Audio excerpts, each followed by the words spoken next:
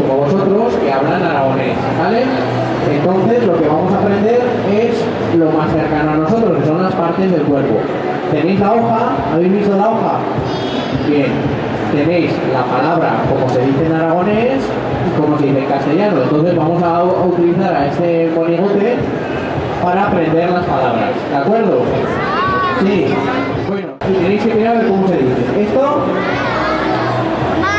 ¿Pero cómo se dice en aragonés? Man. Man.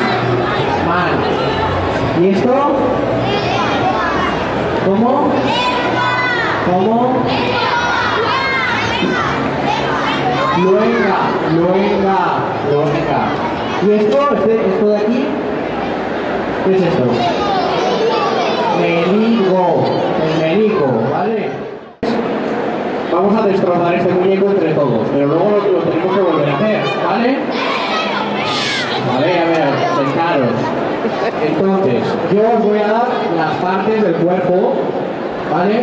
A cada uno, pero tenéis que aprender bien la parte del cuerpo porque luego la voy a pedir, ¿vale? A ver, vamos a ver, ¿qué llega?